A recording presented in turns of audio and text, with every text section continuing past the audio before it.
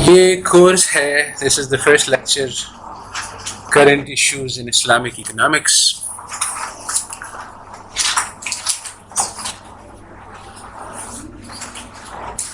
اس میں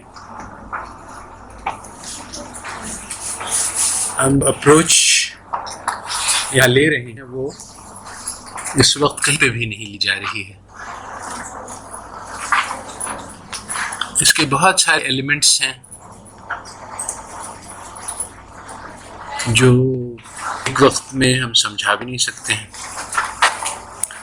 مگر let me say in a nutshell پہلے before we get into details کہ ایشو کیا ہے. تو موٹی موٹی بات جو تفصیل سے ابھی میں نہیں بتلا سکتا ہوں کیونکہ اس کی تفصیل ہے اس فرسٹ لیکچر میں.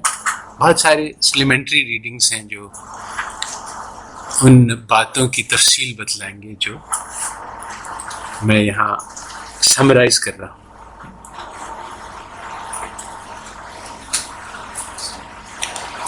تو سب سے پہلی بات تو یہ ہے کہ علم کی اسلام میں بہت اہمیت ہے. رسول اللہ صلی اللہ علیہ وسلم نے دنیا کی تاریخ کو بدل دیا. تو وہ کیسے بدلا؟ وہ اس علم اور حکمت کی وجہ سے بدلا جو رسول اللہ صلی اللہ علیہ وسلم نے صحابہ کو سکھلایا تھا. اس زمانے میں عرب سب سے بیکورڈ قوم تھی. ہر انڈیکس، ہر کرائیٹیریا سے دیکھ لو اس وقت جو ہے وہ مصر، چین، فارس، روم، 4 تہذیبیں تھیں. ہر قسم کی بہت ایڈوانس تہذیبیں تھیں. یعنی ان کے پاس فلسفہ تھا، کتابیں تھیں، ان کے پاس عیش عشرت کا سامان تھا، موسیقی تھی، کھانے تھے، ہر قسم کی سائنس تھا، ٹیکنالوجی تھا، ہر چیز میں وہ ایڈوانس تھے. عرب جو ہیں وہ اپنے صحرا میں رہتے تھے، اونٹوں پہ چلاتے تھے، بالکل یعنی جاہل گوار قوم تھی ہر طرح سے. نہ تہذیب و تمدن تھا، اپنی وہ بچوں کو زندہ دفن کرتے تھے، نہ لکھنا پڑھنا آتا تھا. وہ یعنی ریڈنگ رائٹنگ کا کوئی رواج نہیں تھا. تو رسول اللہ صلی اللہ علیہ وسلم نے جو علم دیا اور اللہ نے اس کا تذکرہ کیا ہے کہ یعلمہم الکتاب والحکمہ، کہ تمہیں ہم نے ایک ایسے رسول بھیجا ہے جو تمہیں کتاب اور حکمت سکھلاتا ہے. تو وہ کتاب اور حکمت جو انہوں نے سیکھی تو دنیا بدل گئی. وہ باٹم سے ٹاپ تک پہنچ گئے. اور کتنا پاورفل یعنی میسج ہے یہ کہ سٹارٹ کہاں سے ہوتا ہے؟ اقرأ باسم ربک الذی خلق، خلق انسان من علق، اقرأ وربک الاکرم الذی علم بالقلم، علم الانسان ما لم يعلم. بہت زبردست. یعنی اس میں کیا کہا جا رہا ہے کہ پڑھ. رسول اللہ صلی اللہ علیہ وسلم نے کیا کہا کہ میں تو پڑھنا نہیں جانتا ہوں. تو پڑھو اپنے رب کے نام میں جس نے انسان کو پیدا کیا علق سے. یہاں پر تخلیق کے بارے میں اشارہ ہے جو بہت ہی کمپلیکس فنامنا ہے. اللہ تعالیٰ کی ایک یعنی آیت ہے، ایک نشانی ہے. اگر ہم اس کے بارے میں سوچیں کہ انسان کتنا کمپلیکس کریشن ہے. ایک آدمی ہے واٹسن، نام سنا ہوگا، واٹسن اینڈ کرک ماڈل کا مشہور نوبل پرائز ونر. اس نے یہ ڈبل ہیلکس ڈسکور کی جو کہ آپ نے اگر پڑھی ہے تو وہ یہ ہے کہ یعنی ایک سیل میں جو جینیٹک چین ہے وہ اپنے آپ کو کیسے ریپروڈیوس کر لیتی ہے. اس میں بیسیکلی ایک اسپائرل ہوتا ہے سیڑھی کی طرح سے، اور وہ انوائنڈ کرتی ہے تو آدھی آدھی ہو جاتی ہے، اور پھر جو آدھی ہوتی ہے وہ ریپلیکیٹ ہو کے لگ جاتی ہے. اس نے اس کو جب میکینزم کو اس نے ڈسکور کیا تو اسے دیکھ کے اس کے دل سے بے اختیار نکلا تبارک اللہ احسن الخالقین کے یہ چیز جو ہے خود بخود نہیں ہو سکتی ہے. اتنی یہ خوبصورت ایلیگنٹ میکنزم ہے اور کمپلیکس ہے کہ ضرور کوئی نہ کوئی خالق ہو گئی. اس نے اس کی یعنی رائٹنگ میں، حالانکہ وہ دہریہ تھا اور بعد میں بھی دہریہ رہا، اس نے یعنی اپنا اس کو اللہ تعالیٰ نے نشانی دکھائی، مگر جیسے کہ بہت بار ہو چکا ہے کہ لوگ اس کے باوجود ایمان نہیں لاتے، مگر دیکھ لیا اس نے کہہ دیا، اس کا کوٹیشن ابھی بھی مل جاتا ہے کہ ایسا جو ہے وہ. تو یہ اللہ تعالیٰ مسٹریز آف دا کریشن کی طرف اشارہ کر رہے ہیں. کیا کہتے ہیں؟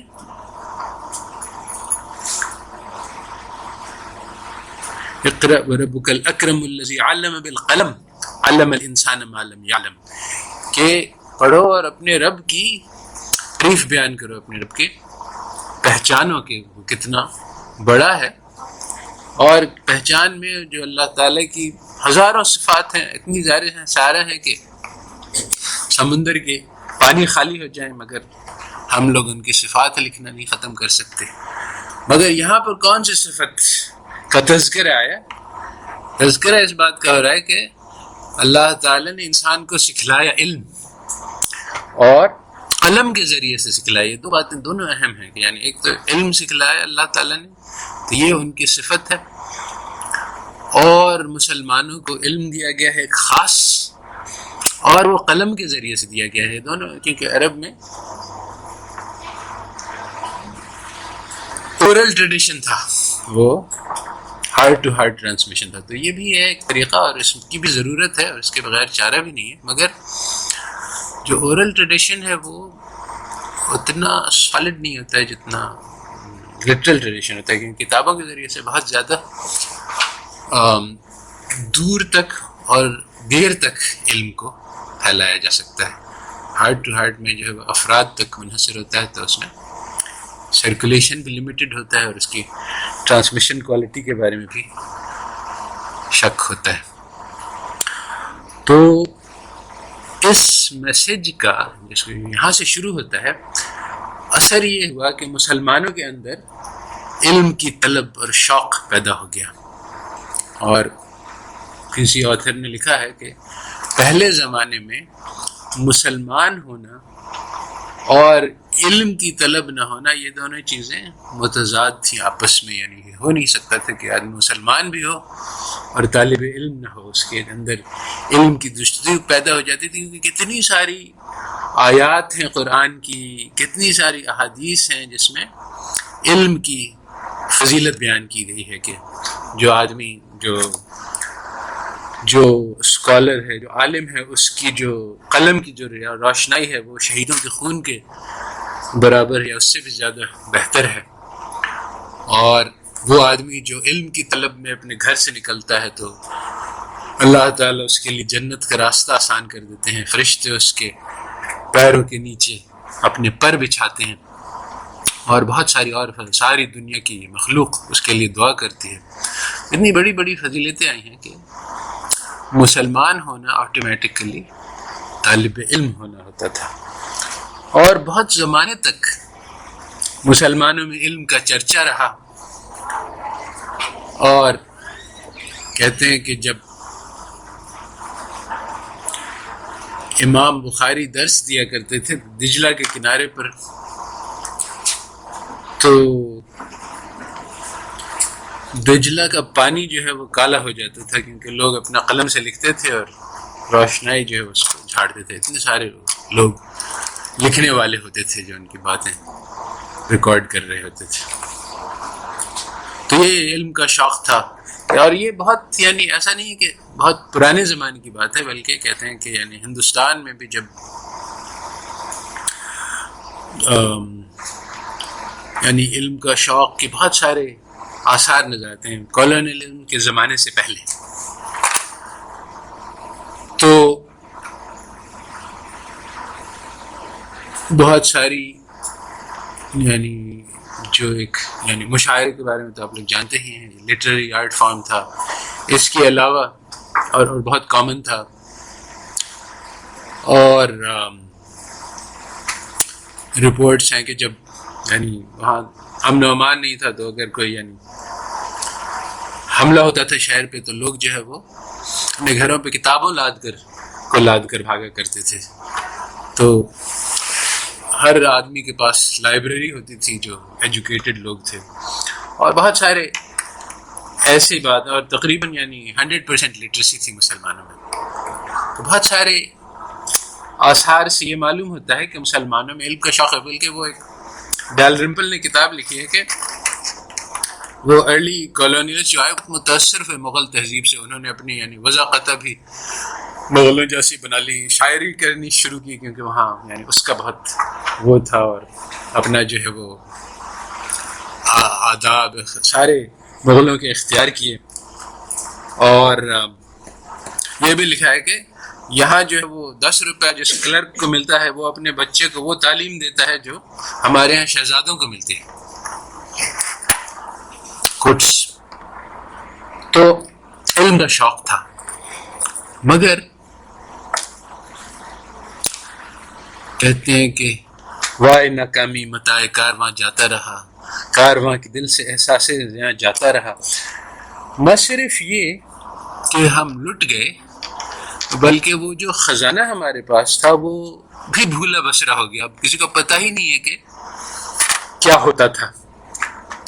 اور ایک نظام تعلیم آیا ایسا جس کے موجد نے, مقالے نام تھا اس کا, یہ بات کہی کہ اس سے ہم ہمارے طریقہ تعلیم ذہن بنائے گا. اور کیا ذہن بنائے گا کہ اس میں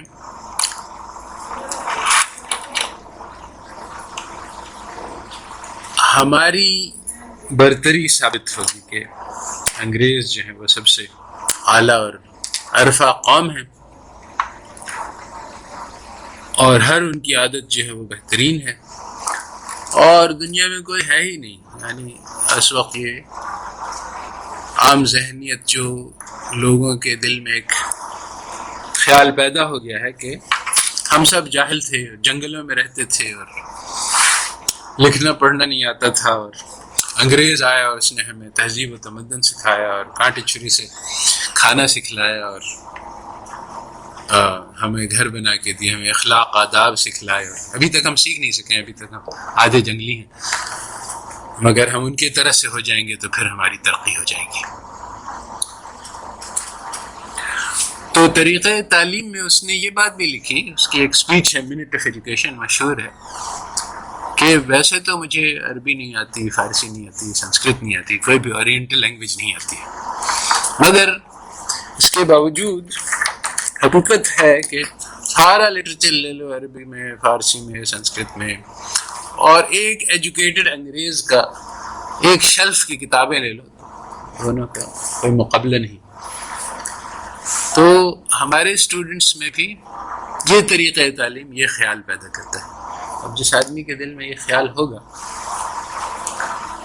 وہ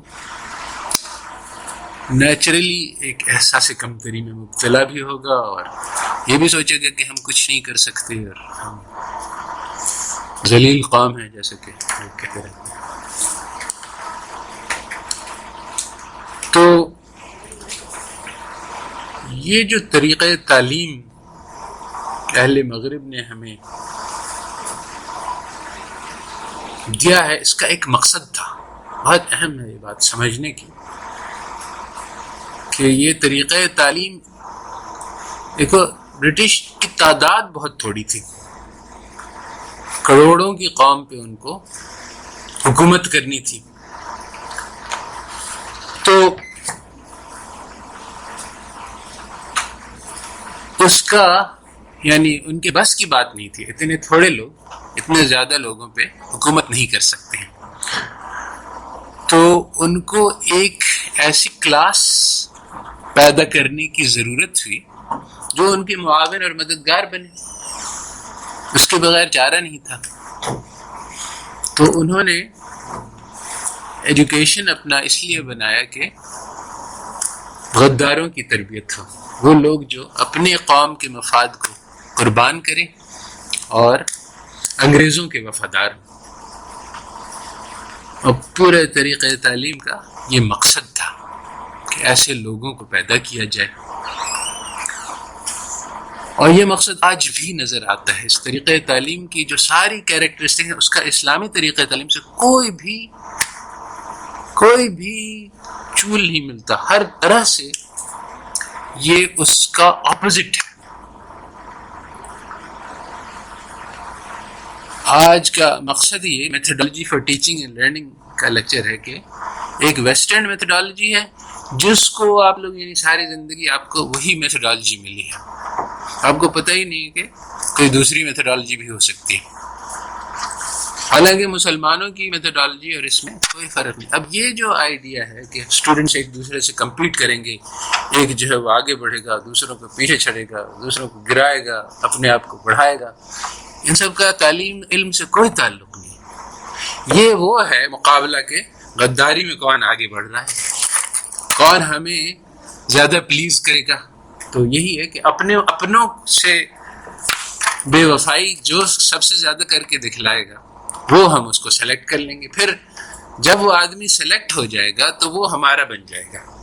اب وہ اپنے قوم پر دیکھو، سب سے پہلی بات سمجھنے کی یہ ہے کہ ایک مت ہے جو انگریزوں نے پھیلائی ہے اور جو بہت ذہنوں میں راسخ ہو گئی ہے۔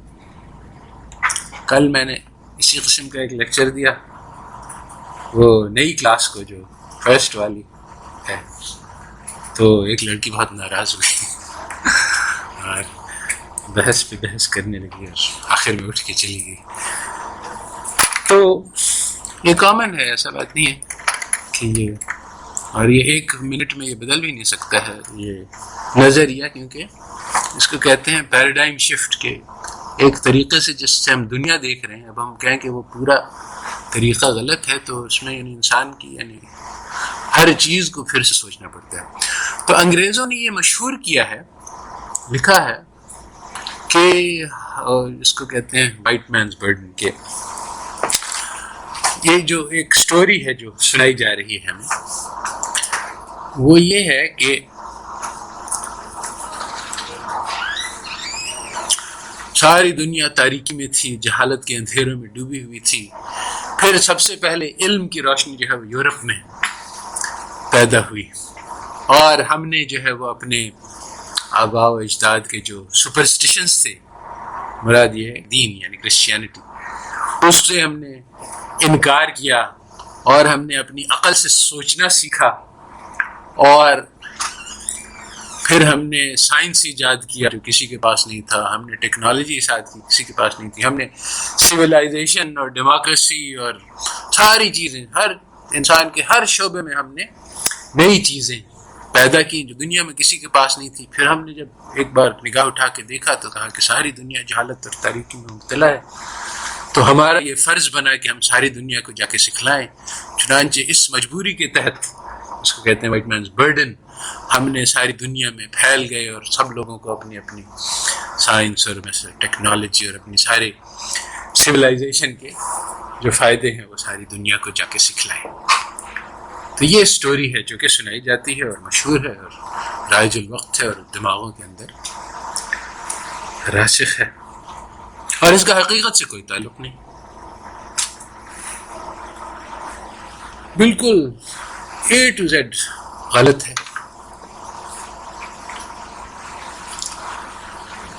بالکل اسی طرح سے ہے۔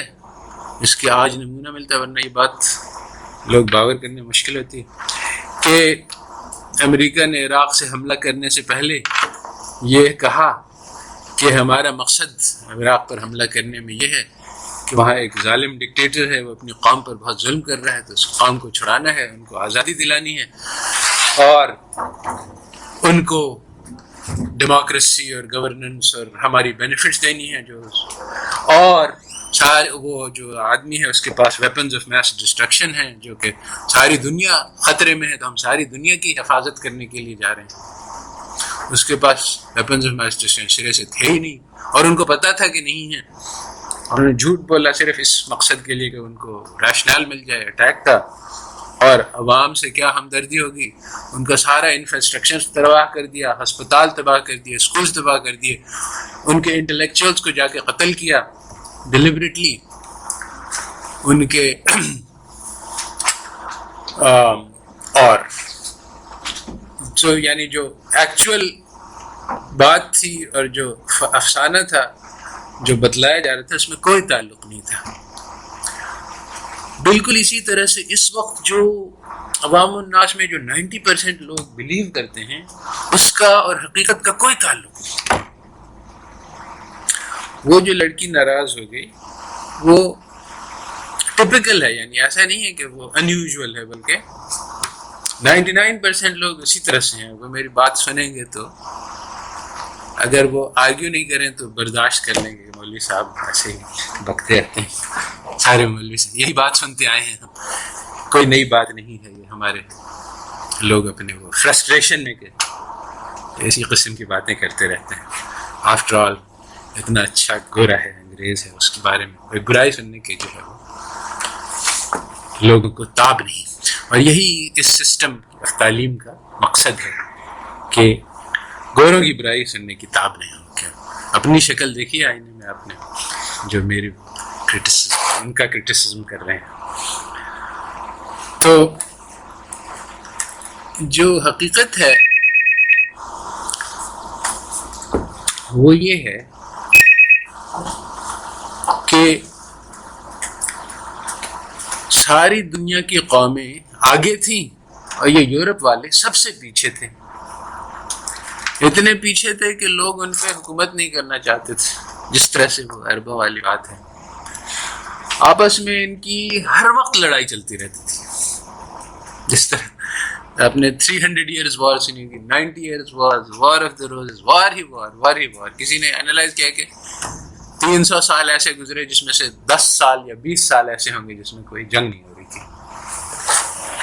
تو جنگ ہوتے ہوتے ہوتے ہوتے ان لوگوں نے جنگجو ہونا سیکھ لیا، اور اتفاق کچھ ایسا ہوا، اللہ تعالی کی مرضی تھی کہ انہوں نے کچھ ایسی چیزیں سیکھ لی جو باقی قوموں نے نہیں سیکھی. گنز بنا لی بہت اچھی، اور کیوں ان کی نیڈ تھی، ہر وقت ان کو ضرورت پڑتی رہتی تھی کہ تو آبویسلی باقی دنیا میں امن اور امان تھا. تو یہ لوگ جب آپس میں انہوں نے ایک معاہدہ کیا، سمجھوتا کیا، جس کی وجہ سے ان کی جنگ آپس میں لڑائی کچھ کم ہو گئی. پھر انہوں نے دنیا کا جا کے جائزہ لیا تو دیکھا کہ ہم لوگ تو سب سے آگے ہیں. پھر انہوں نے آپس میں معاہدہ کیا کہ دیکھو ایسا کرتے ہیں کہ دنیا کو بانٹ لیتے ہیں، بجائے اس کے کہ ہم ایک دوسرے سے جنگ کریں. تم لوگ یہ حصہ لے لو، تم لوگ افریقہ کا یہ حصہ لو، تم لوگ ایشیا لے لو، تاکہ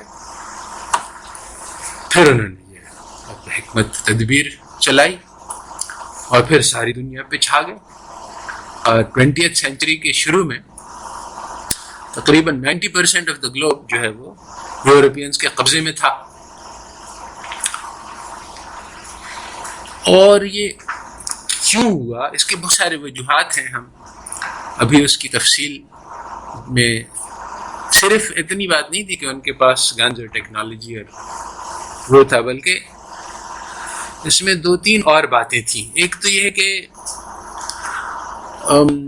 وائلنس میں سب سے زیادہ آگے تھے، یعنی انسانی، یعنی درندگی میں جس کو کہا جائے سب سے زیادہ آگے تھے. جیسے آج بھی نظر آتا ہے، آج بھی درندگی میں سب سے آگے یہ قوم ہے. ابھی چند سال پہلے کی بات ہے کہ نائٹ لائن کے انٹرویو میں میڈلین آلبرائٹ کا انٹرویو لیا گیا کہ آپ نے جو ایمبارگو لگا رکھا ہوا ہے عراق پہ، تو 500,000 children have died.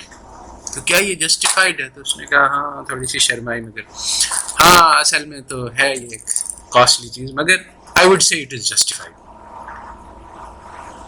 کہ اپنی فارن پالیسی گولز کرنے کے لیے 5 لاکھ بچوں کو قتل کر دینا ان کے نزدیک جائز ہے. اور کیسے ہوا؟ یعنی انہوں نے ایمبارگو لگا رکھا تھا، جب یعنی بیبی ملک پاؤڈر کی شپ جا رہی ہے اس کو روک دیا کہ نہیں ہمارا ایمبارگو ہے. کرٹیکل میڈیسنز تھی، ان کو روک دیا کہ ایمبارگو ہے. انسانیت سے کوئی واسطہ ہی نہیں. جب اس قسم کی، یعنی اس قسم کی درندگی کسی نے نہیں دیکھی تھی، کسی قوم نے نہیں. ہمارے لوگ، یعنی بہت سارے فیکٹرز ہیں، سارے کو تذکرہ کرنا جو ہے وہ مشکل ہے، مگر یہ ایک نیشن اسٹیٹ کی کانسیپٹ ان لوگ نے ایجاد کی جس میں پوری قوم مل کے کام. ہمارے یہاں نہیں تھا، وہ چھوٹے چھوٹے سیلف رولنگ علاقے تھے، اور سب جگہ یہ کانسیپٹ تھی کہ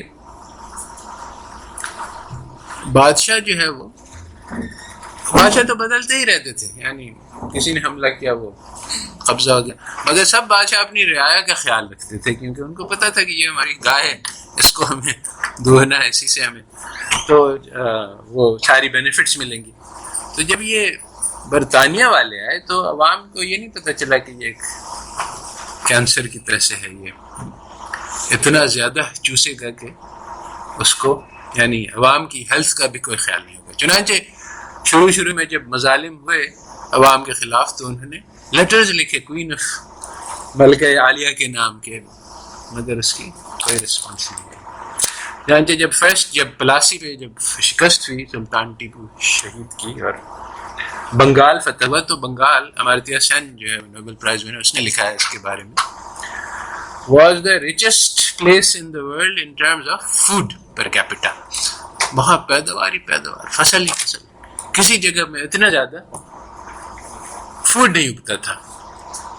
تو اتنا انہوں نے خراج لگایا کہ ایک سال میں 1/3 of the whole population died of hunger۔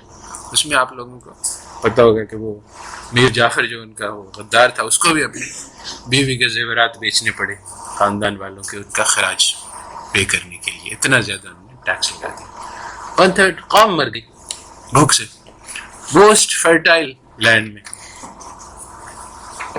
تو اتنا انہوں نے ظالمانہ طریقے سے ساری دنیا کو لوٹا،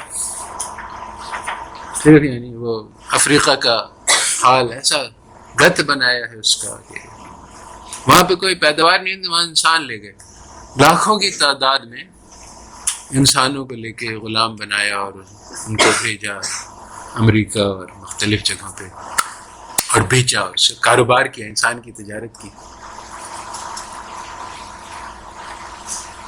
چین سے جنگ لڑی، اوپیم وار، جس میں ان کو یعنی چین والے اپنے آپ کو یعنی اوپیم کو سیل کو انہوں نے منع کیا، بتا نہیں ہم اوپیم بیچیں گے آپ کے قوم کو، اور ان کو نشاور چیزیں سے عادی کروائیں گے۔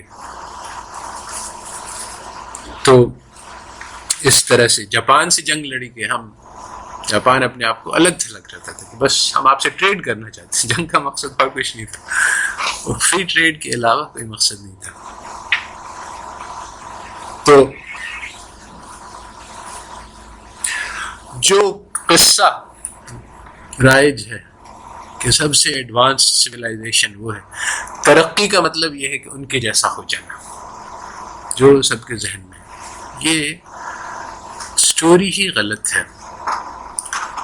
اور جو بنیادی بات ہے کہ وہ پیغام جو رسول اللہ صلی اللہ علیہ وسلم لے کے آئے تھے، آج بھی اس میں وہی طاقت ہے جو 1400 سال پہلے تھی، کہ آج بھی وہ ہماری قسمت بدل سکتا ہے، آج بھی وہ ہمیں بالکل ہی زیرو سے دنیا کی لیڈرشپ تک پہنچا سکتا ہے، مگر مسئلہ یہ ہے کہ مسلمان اس کی طرف متوجہ نہیں ہے۔ تو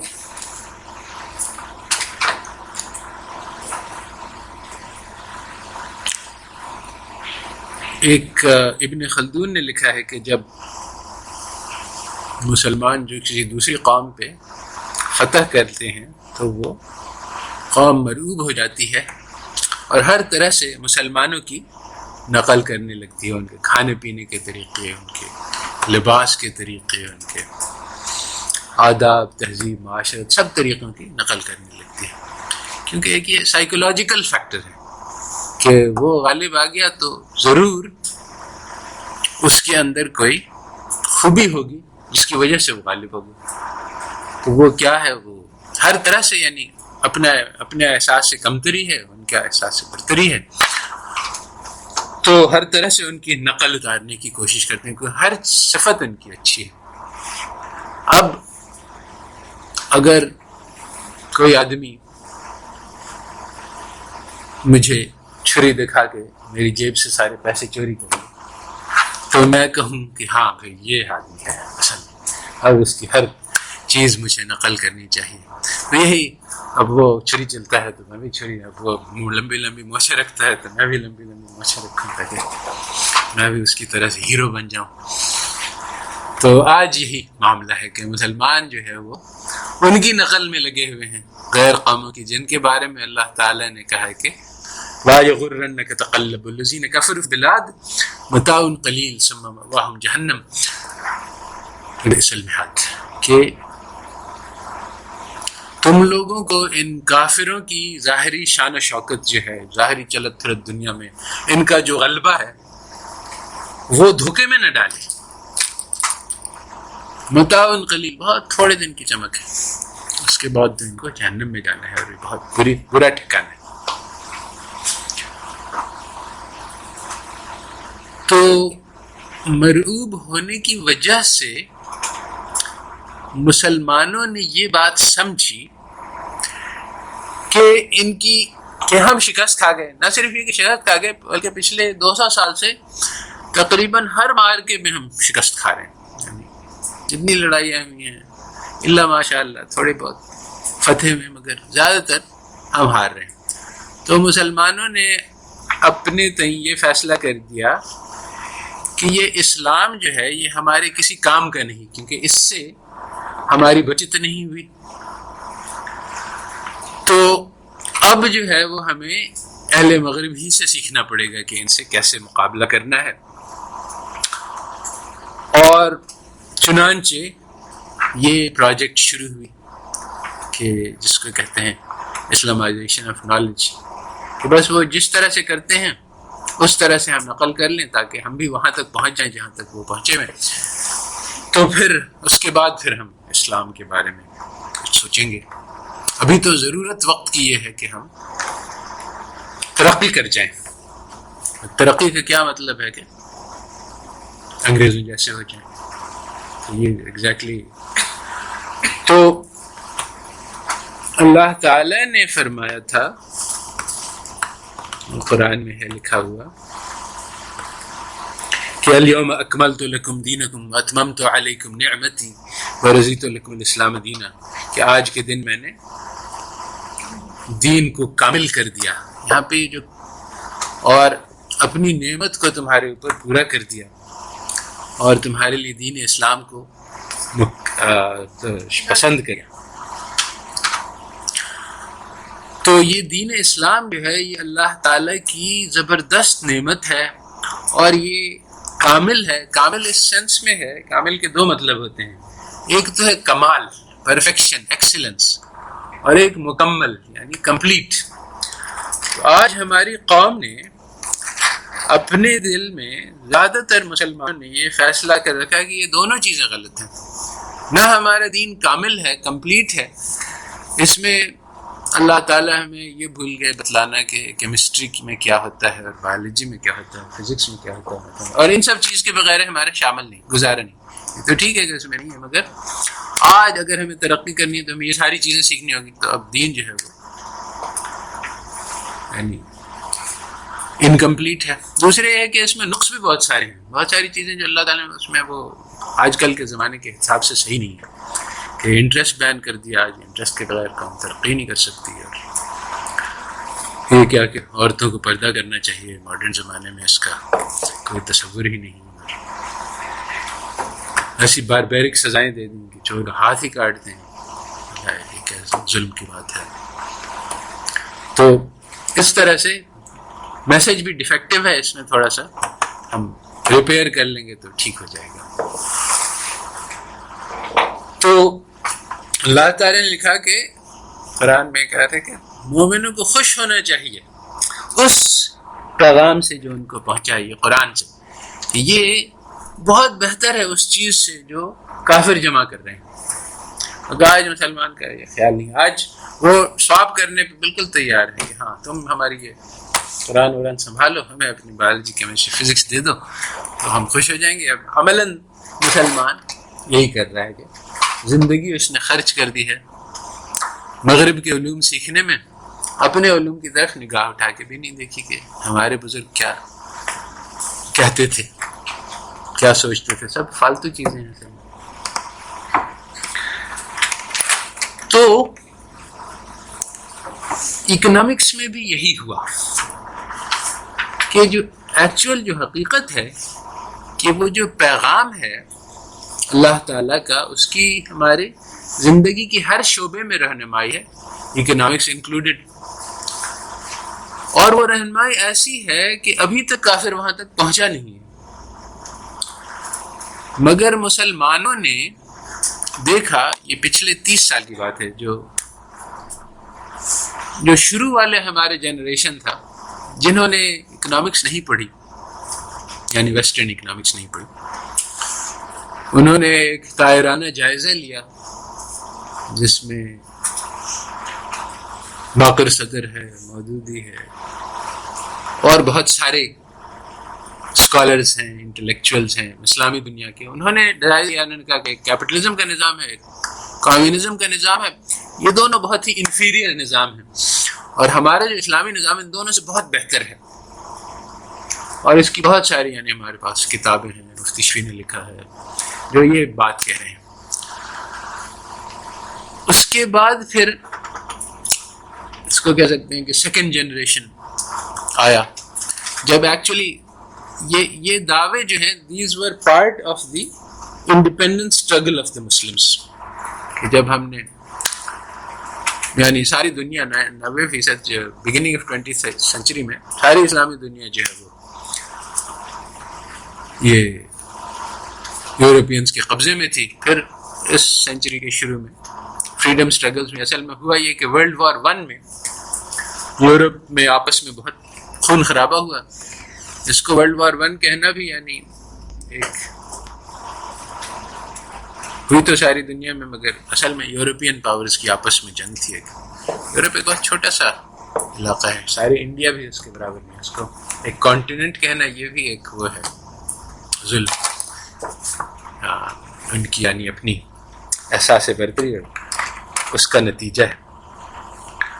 بہرحال اس میں ان کا آپس میں اتنا خون خرابہ ہوا کہ وہ کالونیز پہ کنٹرول نہیں برقرار رکھ سکے. چنانچہ اس کے بعد جو ہے وہ آزادی کی مہم چلی ہر جگہ، اور تقریباً یعنی middle of the 20th century تک سب جگہ زیادہ تر علاقے جو ہیں وہ آزاد ہو گئے تھے. مگر یہ آزادی بھی فیض نے کہا ہے کہ یہ داغ داغ جالے، یہ شب گزی کا سحر، یہ آزادی جو ہے وہ اس میں اپنے بہت سارے پرابلمس ہیں جس کو ڈسکس کرنا چاہیں گے لیٹر. مگر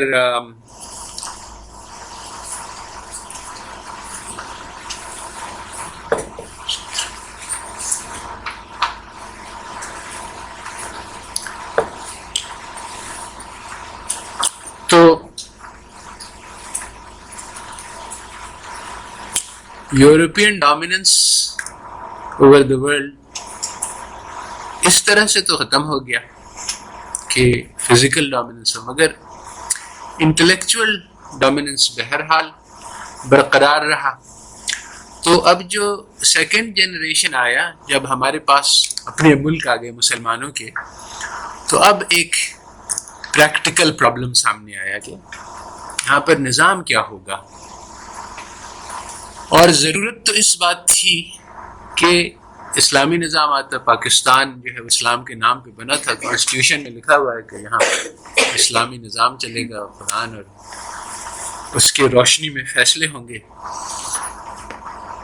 مگر دو مسئلے تھے. ایک تو یہ ہے کہ اسلامی نظام اب اتنا دور ہو چکا تھا کہ کسی کے ذہن میں اس کی صحیح شکل نہیں موجود تھی. اب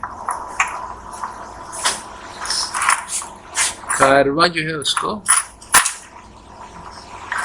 معلوم نہیں تھا کہ اب اسلامی نظام ہوتا کیا ہے. یہی مسئلہ پیش آیا جب ایران میں خمینی کی حکومت آئی، تو لوگ اس کے پاس آئے کہ ہمارے پاس کوئی کنسٹرینٹ نہیں، ہم از سر نو نیا نظام یہاں پہ چلا سکتے ہیں، آپ بتلائیں کہ اسلامی نظام کیا ہو. We had no idea. Afghanistan میں بھی یہی معاملہ ہوا کہ ہم شریعت لائیں گے، مگر شریعت والا نظام ہوتا کیا ہے کسی کو کوئی کانسیپٹ نہیں. اس میں بھی بہت سارے کمپلیکیشن. اصل میں علماء جو ہے وہ ہمارے لیڈرز تھے، اور جب تک وہ لیڈرز تھے تو وہ دنیا میں انوالوڈ تھے، دنیا کی چیزیں سمجھتے تھے، ان کو معلوم تھا۔ پھر ایک یعنی برٹش پالیسی ہوئی کہ اس قوم کو اپنے سرداروں سے الگ کر دیا جائے، لیڈرشپ ان کی کاٹ دی جائے۔ تو علماء کو خاص طور پہ یعنی پالیسی کے تحت ذلیل کیا گیا اور رسوا کیا گیا، عوام میں بدنام کیا گیا، تاکہ یہ مولوی تو صرف حلوہ کھاتا ہے۔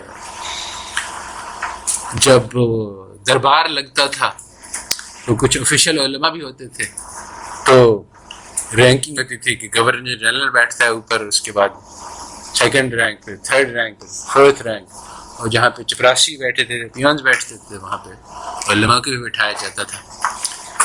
جو گورنر جنرل ہے آفس، اس کے سامنے جو اردلی کھڑا ہوتا تھا اس کو ٹیپو سلطان کا لباس پہنایا جاتا تھا، تاکہ قوم کو، یہ سائیکولوجیکل وارفیئر ہے اس کو کہتے ہیں، اور اس کا اثر ہے، یہ نہیں ہے کہ یہ بے اثر رہ گیا، بلکہ ہم نے یہی سیکھا سائیکولوجیکلی ہمارے دل میں کہ ہمارا جو سردار ہے، ہمارے جو قوم کے جو لیڈرز ہیں، وہ ان کے چپراسی ہیں۔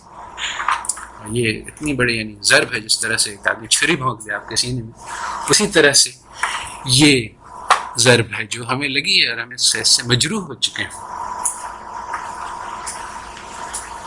ابھی بھی اگر ہم کوئین وکٹوریا کا لباس اپنی ویٹریسز کو پہنا دیں یہاں، تو وہاں برٹش ایمبیسی احتجاج کرے گی کہ آپ ہمارے قوم کی بے عزتی کر رہے ہیں۔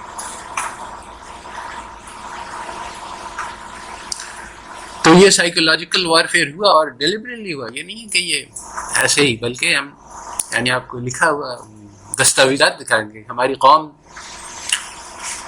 یعنی ہمارے لوگ تھوڑے ہیں، اس لیے بہت ضروری ہے کہ ہمارے پاس سمبلز آف پاور ہو، تاکہ قوم کے دل میں ہماری ہیبت ہو، تاکہ ہمارا رول برقرار رہے۔ اور اس کے کئی انہوں نے، ایک نہیں بہت سارے انہوں نے اسٹریٹجیز بنائی، جس میں سے ایک یہ تھا کہ صرف جوان اور ہیلتھی لوگ ہمارے جو عملے پہ رہیں، ہمارے بوڑھے لوگ جو ریٹائر کر جائیں وہ چلے جائیں، ان کو یہ نہیں پتہ چلے کہ انگریزوں میں ذوق بھی ہوتا ہے، بڑھاپا بھی ہوتا ہے، نہیں، وہ انگریز جو ہے وہ ہمیشہ ہیلتھی اور ینگ ہوتا ہے۔ تو ہمارے جو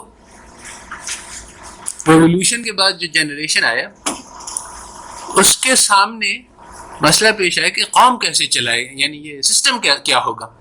تو جو ہمارا اسلامی سسٹم تھا وہ اتنا بعید تھا، اور پھر بھی یعنی جو انگریزوں سے پہلے تھا وہ بھی مکمل اسلامی سسٹم نہیں تھا، وہ کافی یعنی کرپٹ ہو چکا تھا، اس میں بہت سارے، اسی لیے انفیکٹ اگر وہ سالڈ پیور اسلامک سسٹم ہوتا تو اس پہ اللہ تعالیٰ دوسروں کو غلبہ نہیں پانے دینے، مگر وہ چونکہ اتنا کرپٹ ہو چکا تھا کہ اللہ تعالیٰ نے اس کو پورا توڑ دیا جائے، اور اب جو ہے وہ نئے سرے سے اس کو بنانا ہوگا۔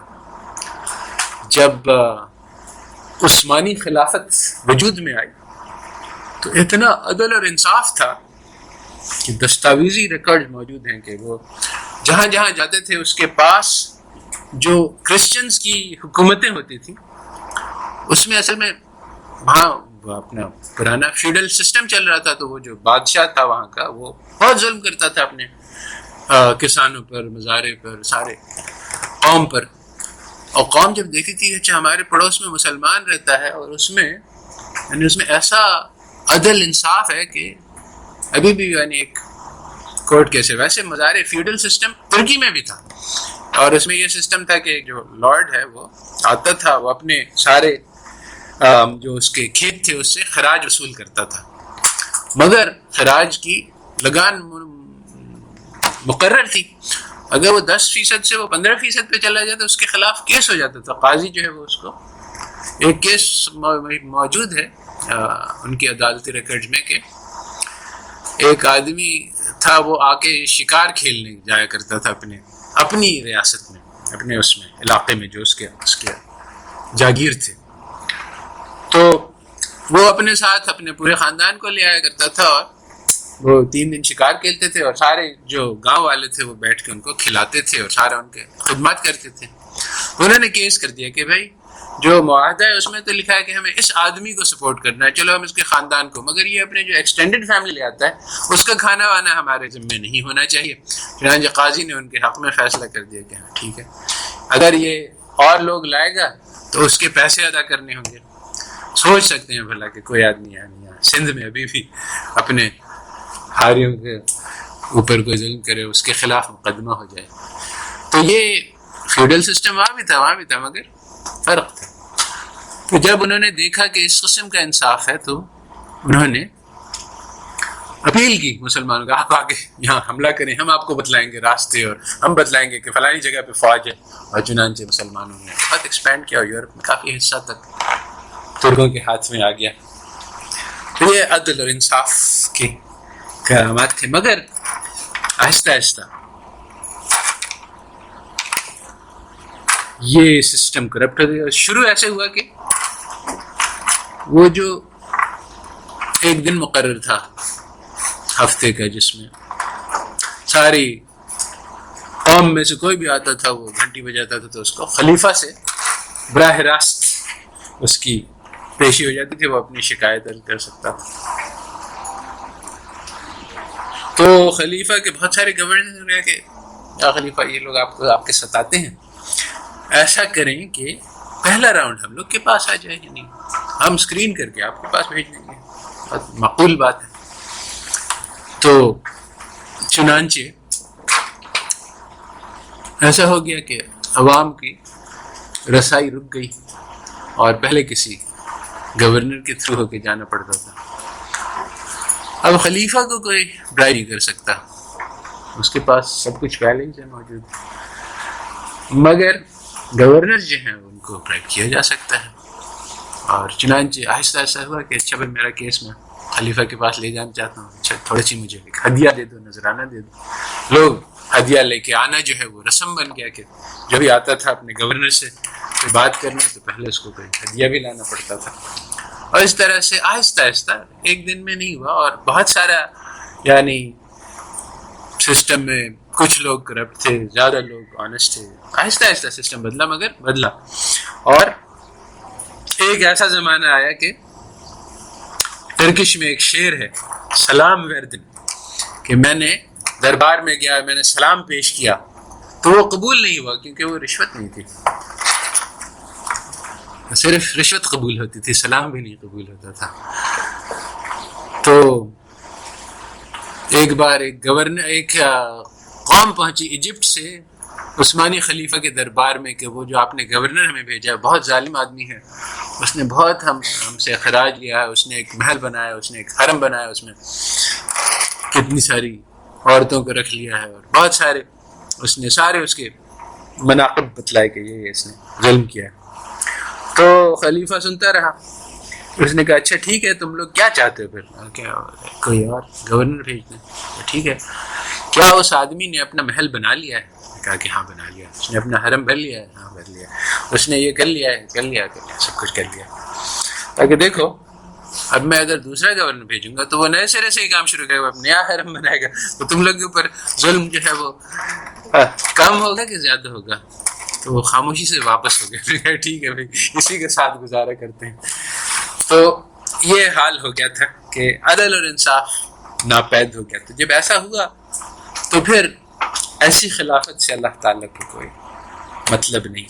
تو میرے کہنے کا مطلب یہ کہ جب ہمارے لوگ پاور میں آئے تو ان کو ایک ماڈل چاہیے تھا کہ اسلامی ماڈل کیا ہے۔ وہ اول تو پچھلے 100 سال سے اسلام تھا ہی نہیں، وہ برٹش ماڈل چل رہا تھا، اس کے پیچھے بھی جاتے ہیں تو وہ بھی ہمارے لیے بہت زیادہ مناسب اور موضوع نہیں تھا، ماڈل تھا اس میں۔ ایکچولی بات یہ ہے کہ وہ خلیفہ اور وہ شورا اور وہ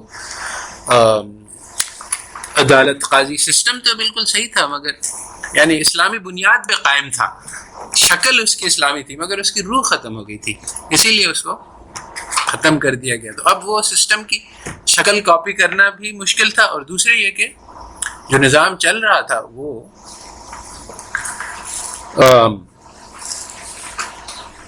ایسا نہیں تھا کہ اس کو ڈسمینٹل کر کے ایک نیا نظام ڈال دیا جائے آسانی سے۔ مومنٹم بہت تھا، بہت سارے پاورفل لوگوں کے انٹرسٹ اس کے ساتھ کنیکٹڈ تھے. تو اس لیے جو سیکنڈ جنریشن اسلامک اکانومسٹ تھا انہوں نے یہ کہا کہ بجائے اس کے کہ ہم ریولوشن لائیں اسلامی، ہم اسی نظام کو ترمیم کر کے اسلامائز کر لیتے ہیں. تو اب اس نظام کی ترمیم کر کے اس کو اسلامائز کرنے کے لیے ان لوگوں کو، سیکنڈ جنریشن والوں کو ضرورت پیش آئی کہ اس کو اسٹڈی کریں، کیونکہ اگر ہم نظام کو پھینک دینا ہے تب تو ہمیں کوئی مطلب نہیں اس سے، جیسا بھی ہے اس کو پھینک دو، زیرو سے سٹارٹ کرو. مگر ہمیں یہی لینا ہے مشینری اور اسی میں تھوڑی بہت کاٹ چھانٹ کرنی ہے، تو ہمیں سمجھنا پڑے گا کہ یہ سسٹم کیسے چلتا ہے، کیا ہے اس میں، کہاں سے کاٹ کریں تو وہ ٹھیک ہوگا. تو سسٹم سمجھنے کے لیے ہماری جو سیکنڈ جنریشن، سب نے اکنامکس پڑھی، میرے جیسے لوگ بھی تھے اس میں جنہوں نے گئے اہل مغرب سے ان کی اکنامکس پڑھی. تو اب مسئلہ یہ آیا کہ جس طرح سے تو مسئلہ یہ پیش ہوا ہمارے اسلامک سیکنڈ جنریشن کو کہ کئی مقامات پہ جو اکنامکس کی ٹیچنگ ہے اور جو اسلام کی ٹیچنگ ہے وہ دونوں آپس میں کانفلکٹ میں ہیں. جو سب سے بنیادی بات ہے وہ اسکیئرسٹی کی ہے. سب سے پہلی بات جو ہر اکنامکس ٹیکسٹ بک میں لکھی ہوتی ہے کہ scarcity is the basic concept of economics. اگر اسکیئرسٹی ہے، نہیں ہے، سب چیزیں وافر مقدار میں موجود ہیں، تو پھر اکنامکس کی ضرورت نہیں ہے. ہر آدمی اپنی مزے سے لے لے. اور اکنامکس جو ہے اٹس اباؤٹ کہ اگر چیز کم ہے تو اس کو زیادہ کیسے کیا جائے. اس کے برعکس اسلام ہمیں سکھاتا ہے کہ نہیں، فضل اللہ اتنا ہے کہ ہر ایک کے لیے سب کچھ ہے، کافی ہے، اسکیئرسٹی نہیں ہے. تو ہمارے جو فرسٹ جنریشن تھا اس نے انکار کر دیا کہ اسکیئرسٹی جو اکنامک کہتے ہیں یہ غلط ہے. سیکنڈ جنریشن ہے اس نے کہا کہ نہیں، اکنامکس کی بات تو صحیح ہے. تو قرآن میں تعویل کر دی انہوں نے کہ اس کا یہ مطلب ہوگا، اس کا وہ مطلب ہوگا. یہ جو آیات ہے اس کا ڈائریکٹ مطلب جو ہے وہ صحیح نہیں. اب یہ کیوں کیا؟ اب یہ یعنی ایکچولی اگر ہم یہ کہیں تو ہم کہ انہوں نے قرآن سے انکار کیا اور مغرب والے کی بات مان لی، ہم کہیں گے وہ کافر تھے. تو ایسا نہیں ہے، بلکہ یہ مسلمان تھے اور مسلمان ہیں اور ابھی بھی کر رہے ہیں. تو پھر یہ کیسے ہوا؟ اس لیے کہ اہل مغرب نے یہ دعویٰ کیا کہ ہمارا جو علم ہے اکنامکس کا وہ ایک پازیٹیو علم ہے. جس طرح سے فزیکل سائنس ہے اسی طرح سے سوشل سائنس ہے. یہ دونوں فیکٹس ہیں، فیکٹس سے بحث نہیں کی جاتی. اگر کوئی آدمی کہے کہ یہ ہے ہماری لا آف گریوٹی کہ 9.8 ملی میٹر پر سیکنڈ اسکوائرڈ سے ایک چیز فال کرتی ہے، اب کہیں نہیں یہ تو مغربی علم ہے، اس کو ہم چینج کر دیں اور ہم اس میں اسلامائز کر دیں، اس میں ہم 9.8 کی وجہ کچھ اور ڈال دیں، تو یہ بے وقوفی کی بات ہوگی. حقیقت یہ ہے کہ فیکٹس سے ہمیں آرگیو نہیں کرنا چاہیے. اگر یہ ڈسکوری ہوئی ہے کہ سورج جو ہے وہ زمین کے یعنی گرد نہیں گھومتا ہے اور زمین سورج کے گرد گھومتی ہے، تو اب قرآن میں لکھا ہوا ہے کہ سورج کے غروب ہونے کی جگہ، اور تو اب اس کا ہم تعویل کریں گے. ہم کہیں گے کہ اس کا مطلب یہ ہے کہ جو نظر آ رہا ہے اس کی بات کر رہے ہیں اللہ تعالیٰ. اور یہ بات واضح ہے کہ یعنی کیونکہ اور جگہ سے یہ پتہ چلتا ہے، جیسے اللہ تعالیٰ نے لکھا ہے کہ فلا اقسم بمواقع النجوم انه لقسم اللہ تعالی عظیم، کہ یہ جو ستاروں کی مشنز ہیں اس کی میں قسم کھاتا ہوں اور یہ بہت بڑی بات ہے، مگر تم جانتے نہیں کہ کتنی بڑی بات ہے. کیونکہ پوزیشن آف اسٹار جو بہت اس میں بہت سارے سیکرٹس ہیں جو بھی ایسٹرو فزکس میں لوگ ڈسکور کر رہے ہیں. تو یعنی بہت گہری بات ہے یہ، تمہیں سمجھ میں نہیں آتی. اس طرح سے یعنی جو اللہ تعالیٰ نے بہت جگہ پہ ظاہر سے بحث کی ہے کہ جو تمہیں نظر آ رہا ہے اس کی بیسس پہ بات کی ہے، اور بہت سی جگہ پہ بہت گہری بات کی ہے، اور یہ بات بھی لکھ دی ہے قرآن میں کہ بعض باتیں ہم نے ہلکی پھلکی کی ہیں، سب کو سمجھ میں آنے والی ہیں، بعض باتیں ہم نے بہت گہری ہیں، کسی کو نہیں سمجھ میں آئیں گی، اور وہ لوگ اور کچھ لوگ گمراہ ہو جائیں گے، اس بات سے دھوکہ کھا جائیں گے کہ اور ہے لوگ نے کہا کہ اچھا ویسے زیادہ نہیں اس معاملے میں۔ تو بہرحال تو میں کہہ رہا ہوں کہ یہ فائدہ ہے، اصول ہے تفسیر کا، کہ اگر کوئی فیکٹ ہو اور قرآن کی جیسے ید اللہ کی بات ہے، تو اب ہمیں ایکسپلیسٹ پتہ ہے کہ اللہ تعالیٰ کا بدن نہیں ہے، جسم نہیں ہے، تو جب ید اللہ کا لفظ آئے گا تو ہم اس کو کہیں گے کہ یہ محاورتاً کہا جا رہا ہے، لٹرلی اس کو نہیں مانیں گے، اصول تفسیر میں سے ہے۔ تو اسی طرح سے انہوں نے کہا کہ جب فیکٹ ہے اس اکنامکس میں اسکیئرسٹی، تو اللہ تعالیٰ جو کہہ رہے ہیں اس کی ہم تعویل کر دیں گے۔ تو اب جو مسئلہ پیدا ہوا کہ یہ جو دعویٰ ہے ان کا کہ سوشل سائنس اور فزیکل سائنس سیم ہے، یہ غلط ہے، مگر یہ ان کو معلوم نہیں۔ اب جو ہمارے اسٹوڈنٹس نے پڑھا، تو جو اسٹوڈنٹ پڑھتا ہے وہ تو ٹیچر کی بات ماننے پہ مجبور ہے، یہ آداب ہے سیکھنے کا۔ اگر آپ ٹیچر سے ہر موقع پہ لڑتے رہیں گے تو یو ول نیور لرن۔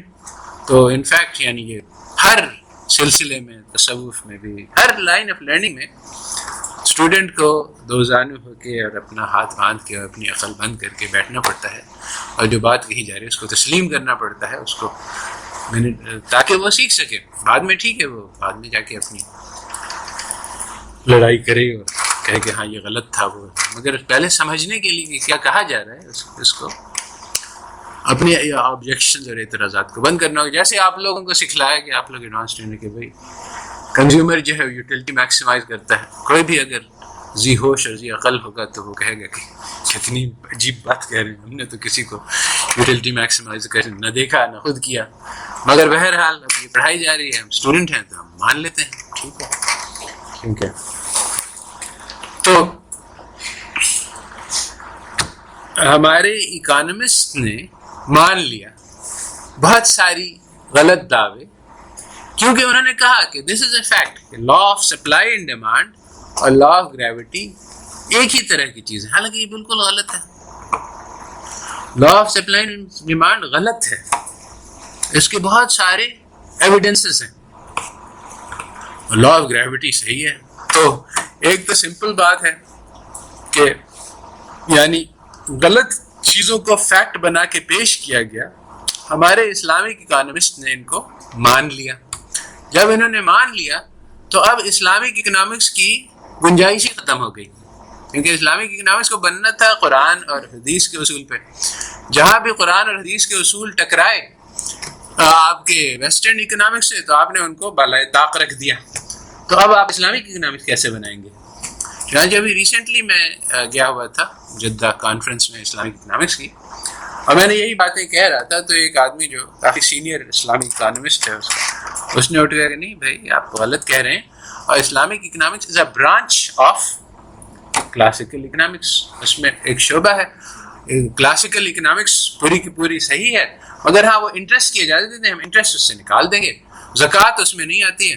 تو بیسیکلی یہ فارمولا ہے، لوگوں نے لکھا ہے کہ Islamic economics is equal to neo classical economics plus زکوٰۃ مائنس انٹرسٹ، بس ہمارا ان میں کوئی فرق نہیں۔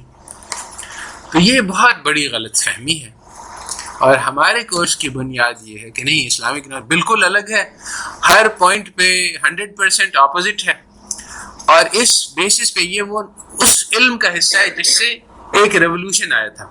ابھی جو اسلامک اکنامکس پڑھائی جا رہی ہے، جو کتابوں میں ہے، جو ٹیکسٹ بک لکھی جا رہی ہیں، اس میں جو چیز اسلامک اکنامکس بنا کے پیش کی جا رہی ہے اس کا اسلام سے کوئی واسطہ نہیں، اور یہ بہت بڑا مسئلہ ہے، کیونکہ جب تک وہ یعنی اس کے اوپر چونکہ اسلام کا لیبل آ گیا ہے، تو اب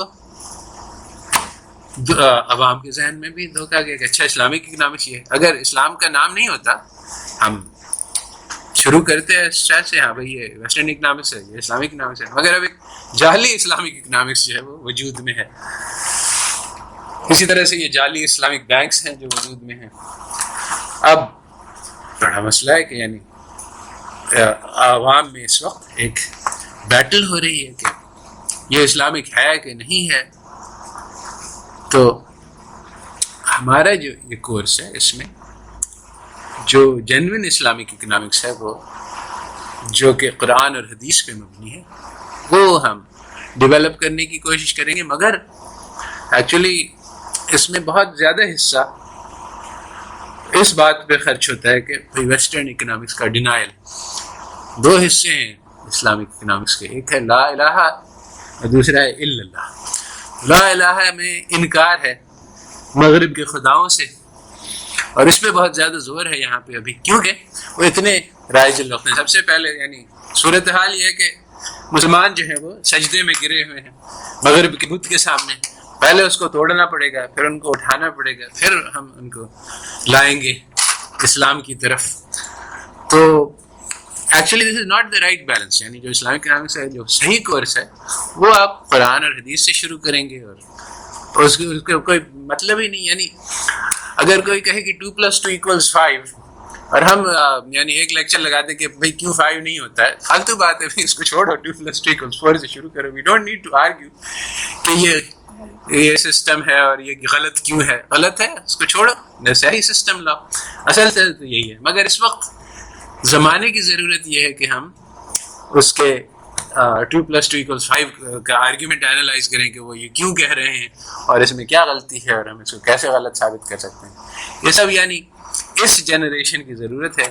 اگر یہ بات جس کی امید ہے کہ اللہ تعالیٰ نے پھر سے اسلام کو غلبہ دیا تو پھر اس کی ضرورت نہیں رہے گی. پھر جس طرح سے یہ پہلے بھی ہو چکا ہے ایک زمانے میں, کہ ایک زمانہ ایسا آیا کہ مسلمان لوگوں نے ہارون رشید کے زمانے میں, اس سے پہلے گریک فلسفہ جو ہے اس کو ترجمہ کیا.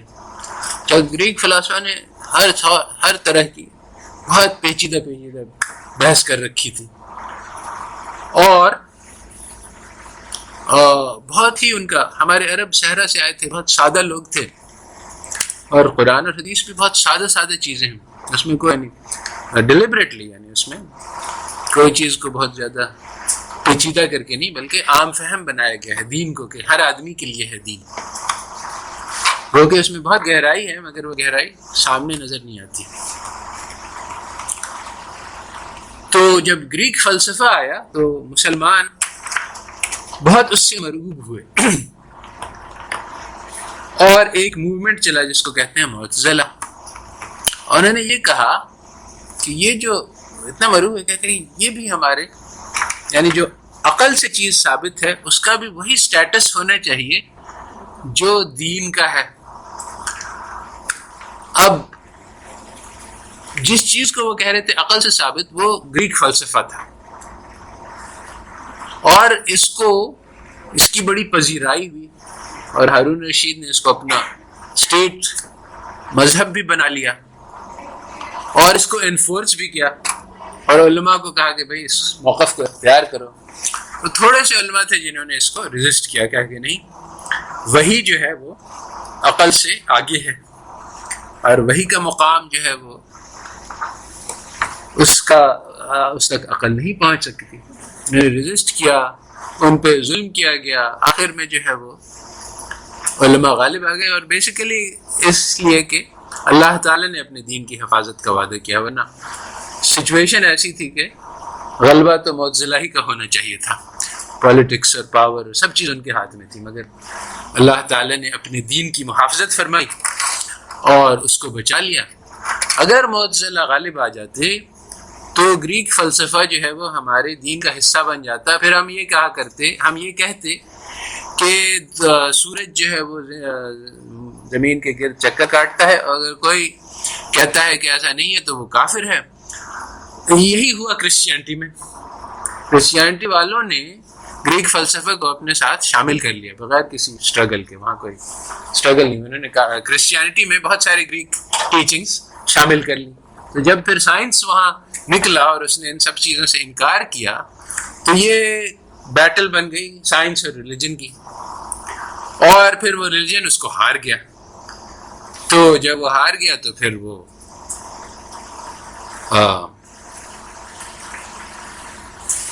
سائنس یعنی وہ وہاں دین ہی ختم ہو گیا. لوگ جو ہیں وہ ایتھسٹ ہو گئے اور سیکولر ہو گئے. تو خیریت سے اللہ تعالیٰ نے ہمیں بچا لیا. آج بھی مسلمان اس معاملے میں دھوکے میں مبتلا ہیں, اور کچھ لوگ کہتے ہیں کہ وہ جب معتزلہ کے خلاف فیصلہ ہوا تو عقل کا استعمال بند ہو گیا مسلمانوں میں, اور اس کے بعد سے اسلام کا تنزل شروع ہو گیا. یہ بھی ایک ڈائگنوسس پیش کی جاتی ہے, بالکل غلط ہے. یعنی وہ وہاں پہ جو جس کو عقل کہا جا رہا تھا وہ عقل نہیں تھی, بلکہ اس کو گریک فلسفہ کہا جا رہا تھا. تو کہنے کا یہاں پہ مقصد یہ ہے کہ گریک فلسفہ سے اتنے مروب ہوئے مسلمان تو انہوں نے کہا کہ یہ وحی کے برابر ہے. آج ایگزیکٹلی دا سیم سچویشن اس طرح سے ہے کہ مسلمان یہ کہہ رہا ہے کہ جتنا سرٹنٹی قرآن میں ہے اتنی ہی سرٹنٹی ویسٹرن سوشل سائنس میں ہے اور فزیکل سائنس میں ہے. اور یہ بات یعنی تسلیم شدہ ہے. مسلمان جو ہے وہ عام طور پہ 99% اس میں یقین رکھتا ہے, اور یہ بات غلط ہے. نہ صرف یہ غلط ہے کہ ان دونوں کے ایکویولنس ہے, بلکہ جس چیز کو وہ ایکول جس طرح سے گریک فلسفہ غلط تھا, انہوں نے گریک فلسفہ میں بہت ساری چیزیں تھیں جو غلط تھیں, جو آج یعنی 90% جو ان کے اس زمانے میں جس کو وہ عقلی دلائل سے ثابت کہہ رہے ہیں 90% چیزیں غلط ہو گئی. ان کو ریجیکٹ کرنے کے بعد پھر سائنس شروع ہوا. مثلا گریک فلسفہ یہ کہتے تھے کہ آنکھ سے جو دیکھتی ہے تو اس لیے کہ جو آبجیکٹ ہے اس سے ایک نور نکلتا ہے, لائٹ نکلتی ہے, نہیں سوری, آنکھ سے ایک نور نکلتا ہے جو لائٹ جو ٹکراتا ہے اس ہماری آنکھ سے جو روشنی نکلتی ہے وہ اس کو تک پہنچتی ہے. تو اس کو ہمارے ابن الہیثم نے غلط ثابت کیا.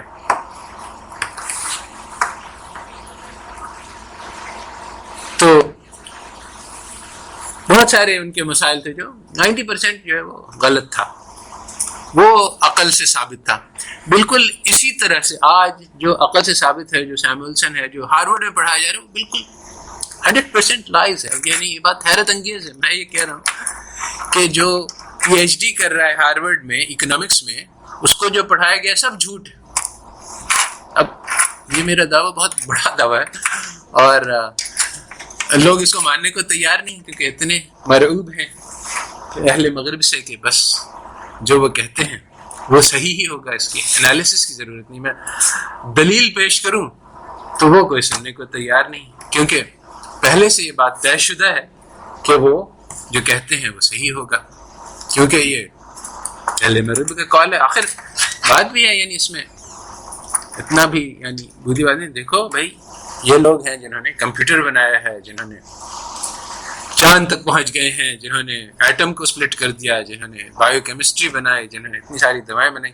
آپ یعنی اتنا سارے ان کے ساری چیزوں سے آپ فائدہ اٹھا رہے ہیں. ابھی آپ لیکچر دے رہے ہیں آپ کے پاس, اور اوپر سے آپ کہہ رہے ہیں کہ وہ غلط کہتے ہیں. شکل دیکھیے آئینے میں.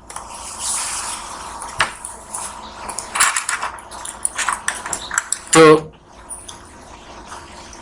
یہی بات ہے کہ ایک آدمی اصل میں وہ کہتے ہیں کہ دجال آئے گا تو وہ کانا ہوگا, ایک آنکھ سے اس کی بڑی تیز ہوگی. تو جہاں تک مادے کا سوال ہے, جو ڈیڈ میٹر ہے, اس میں بہت زبردست ان کے علم ہے, اور اس سے کسی کو انکار نہیں. اور جو ہمارا ابو جہل تھا, اس کا نام اس کے ہماروں میں ابو الحکم تھا, فادر آف وزڈم. تو یہ بات کہ دنیاوی معاملات میں بہت زیادہ عقل رکھنا اور دین میں بالکل اندھا ہونا, یہ بہت کامن چیز ہے.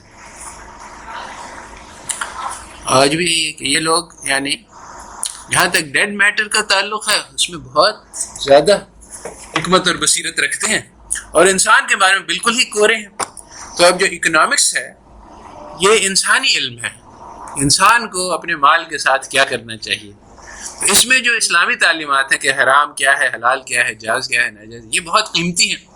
اگر کوئی آدمی اس پہ عمل کرے گا تو اس کے بہت فائدے ہوں گے, دنیاوی اور آخروی.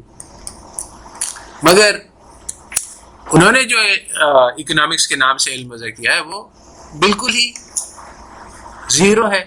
اور اس کا اب میں کہتا ہوں تو لوگ میری بات سننے کو تیار بھی رہتے ہیں, کیونکہ بڑے بڑے نوبل پرائز ونر سب نے کہا کہ بھئی یہ گلوبل فائنینشیل کرائسس جو ہوئی 2007-2008 میں, اس میں ہماری ساری اکنامک تھیوری دھری کی دھری رہ گئی. کسی بھی میجر اکانومسٹ نے مائنر اکانومسٹ نے پریڈکٹ نہیں کیا کہ یہ ہونے والا ہے. اتنا بڑا زلزلہ آ گیا, ہمیں پتہ ہی نہیں چلا, ہماری تھیوریز کس کام کی. تو اب یعنی یہ بات ایک طرح سے یعنی کھلے آنکھ سے ہر آدمی دیکھ سکتا ہے کہ ان کی اکنامک تھیوری جو ہے وہ اتنی جاندار قسم کی نہیں ہے کہ نہ اس کو روک سکی, نہ ایکسپوسٹ بھی اس کو ایکسپلین کرنا ان کے بس کی بات نہیں, کیونکہ تھیوریز جو ہے نا وہ ریشنل بیہیویئر کی, کہ ہر آدمی کو پہلے ہی سے پتہ ہے کہ کیا ہونے والا ہے, جیسے یا آن دی ایوریج اینٹیسپیٹ کر لیتا ہے. اگر ایسی چیز ہو جائے جس کا کسی کو اندازہ نہیں تھا تو وہ ریشنل بیہیویئر تھیوریز میں فٹ نہیں کرتا ہے. اس لیے ابھی بھی وہ گلوبل کرائسس کیسے ہوئی, کیوں ہوئی, اس کے بارے میں بحث چل رہی ہے. تو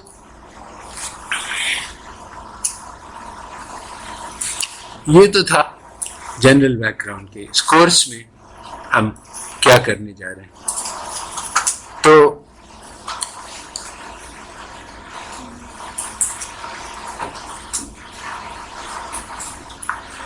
اب اسپیسیفکلی ہمارا پہلا لیکچر اس موضوع سے متعلق ہے کہ اسلام کی اپنی ایک شناخت ہے, اپنا ایک میتھڈالوجی ہے ٹیچنگ اور لرننگ کی, جو بہت زیادہ بہتر ہے اس چیز سے جو ویسٹ کے پاس ہے. ہم نے وہی کام کیا ہے جو الادین کی بیوی نے کیا تھا, کہ وہ جادوگر آیا, اس نے کہا کہ نئے چراغ لے لو اور پرانے چراغ دے دو. تو اس نے دیکھا کہ یہ پرانا خستہ اچھا نہیں لگتا ہے, شو کیس میں ڈالتے ہیں تو اس نے کہا کہ چلو یہ تو اچھا ہے. وہ اس نے اپنا پرانا چراغ اٹھا کے دے دیا, نیا چراغ لے لیا. نیا چراغ چمکدار تھا اور شاندار تھا اور ڈرائنگ روم میں سجانے کے لائق تھا, مگر اس کے اندر کوئی جن نہیں تھا. تو ہم نے جو اپنا اس تعلیم کا سسٹم تھا وہ تو دے دیا, ماڈرن سسٹم لے لیا. ماڈرن سسٹم بہت ہی نکما اور بیکار ہے, اور اس میں وہ خوبیاں نہیں ہیں جو ہمارے سسٹم میں ہیں. تو پہلا لیکچر اسی بات کی وضاحت کرنے کی. یہ سسٹم ہمارا انہیریٹڈ سسٹم میں لفظ میں ہوتا تھا, تو وہاں ایک بار بحث چل کے, اچھا مجھے یاد نہیں رہا کریڈٹس ہونی چاہیے یا نہیں ہونی چاہیے سیمسٹر, تو ہر آدمی نے اپنی اپنی دلائل پیش کیا کہ اس کا یہ فائدہ ہوگا, اس کا یہ نقصان ہوگا. آخر میں ایک آدمی نے کہا کہ بات یہ ہے کہ امریکہ میں یہ سسٹم رائج ہے. اب جب اس نے یہ کہا تو یہ آخری بات ہو گئی, اب اس کے فائدہ نقصان سوچنے کی ضرورت نہیں رہی. کہا کہ ہاں ٹھیک ہے, امریکہ میں ایسا ہوتا ہے تو ایسا کر لیتے ہیں. تو اسی طرح سے جو سسٹم تعلیم ہمارا ہے وہ اسی طرح سے کہ بھائی وہاں لیکچر ہوتا ہے, ہم لیکچر دیں گے, وہاں سیمسٹر ہوتا ہے, سیمسٹر دیں گے, وہاں گریڈز ہوتے ہیں, اے بی سی دیں گے. سوچنے کی ضرورت نہیں ہے کہ یہ فائدے کا ہے یا نقصان کا ہے. پہلے ہی سے جو لیڈرز ہیں انہوں نے جو کر لیا بس وہی ہمیں نقل کرنی ہے. تو حقیقت یہ ہے کہ جو ہمارے پاس چیز موجود ہے جو پرانی ہے اور ایسا لگتا ہے کہ وہ 1400 سال پہلے تھی, اب اس کا کیا کام, اس میں بہت زیادہ طاقت ہے.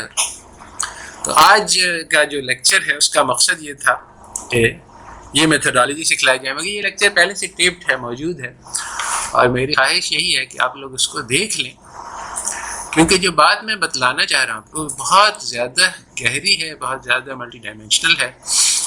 اس میں یعنی ایک سیمسٹر میں وہ بات قابو میں بھی نہیں آئے گی. تو اگر آپ لوگ لیکچر دیکھ لیں گے تو ہم جو بحث کی سطح ہے وہ ذرا زیادہ بلند ہو جائے گی, ہم لوگ یعنی زیادہ گہرائی میں ٹاپکس کو کور کر سکیں گے. اور ضرورت بھی بہت زیادہ ہے, یعنی یہ نہیں ہے کہ میں یہاں صرف وقت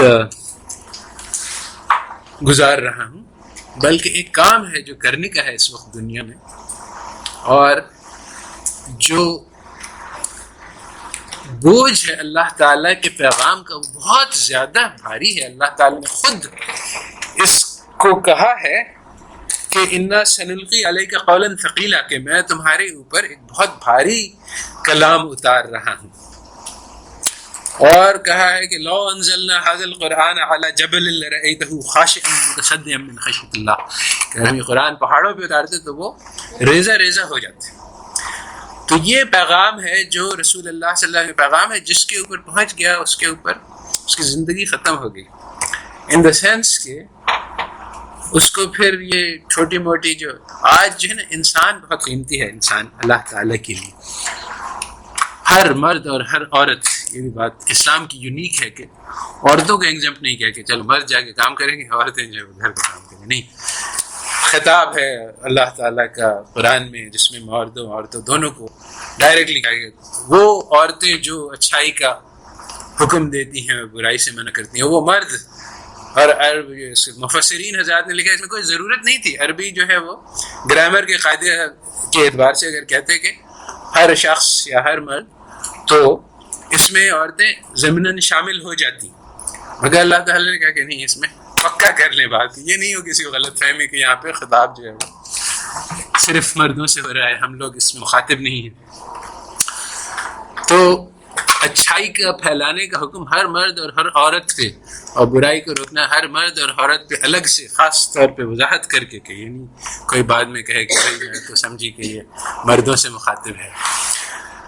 تو یہ بوجھ اس پیغام کا بہت ہے، اور اس کو یعنی صحابہ نے اپنی ساری پرسنل لائف سیکریفائس کر دی. بیوی بچوں کو نہیں دیکھ سکے، اپنے کاروبار تجارت کو نہیں دیکھ سکے، سارا. یعنی ایک صحابی کے 30 سال چین چلے گئے، وہاں انہوں نے تبلیغ کی، اس کے اثرات موجود ہیں ابھی بھی چین میں. اور واپس آئے تو ان کا بچہ جوان ہو چکا تھا. تو سب کچھ انہوں نے قربان کر دیا اپنی اس ذمہ داری کے لیے جو ان کو دی گئی تھی. تو آج بھی دین اسی حال میں ہے کہ مسلمانوں میں بھلا دیا گیا ہے. جیسا کہ حدیث میں آیا تھا کہ دین جو ہے وہ اجنبی بن کر آیا تھا اور اجنبی بن جائے گا. تو بشارت ہو اجنبیوں کے لیے. تو اب یہی ہے کہ اس وقت امت ایز اے ہول جہل مرکب میں مبتلا ہے. ایک تو ہوتا ہے جہل کہتے ہیں نہ جاننا، اور جہل مرکب کہتے ہیں کہ کسی چیز کو نہ جاننا اور یہ سمجھنا کہ میں اس کو جانتا ہوں. تو جہل کا تو علاج نسبتاً آسان ہے، وہ آدمی کہتا ہے کہ اچھا میں نہیں جانتا، اس کو سکھلا دیں گے. جہل مرکب کا آسان علاج بہت مشکل ہے کیونکہ اس کو پہلے سے پتہ ہے. تو آج امت ایز اے ہول یہ سمجھ رہی ہے کہ دین تو میری جیب میں ہے، اگر اس میں کوئی فائدہ ہوتا تو ہم اس کو دیکھتے، مگر نظر نہیں آ رہا. آج مسلمان جو ہے وہ سب سے ورسٹ پوزیشن میں ہر طرح سے.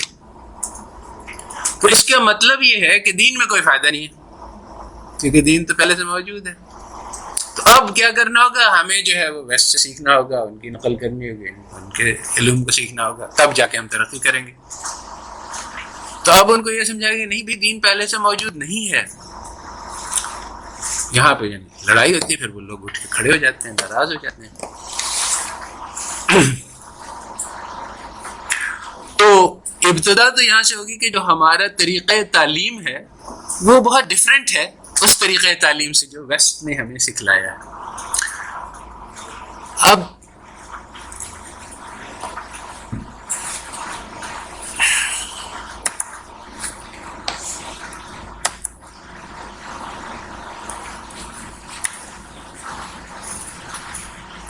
ہمارے طریقہ تعلیم میں بہت سارے ایلیمنٹس ہیں جو ویسٹ کا کوئی کانسیپٹ ہی نہیں، یعنی واقعی یعنی بعیدوں ستاروں سے بھی بعید ہے.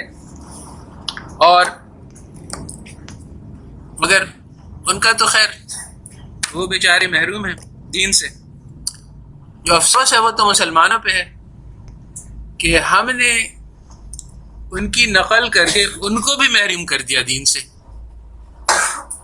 ایسا کہ ہمارا ایک ساتھی تھا، اس نے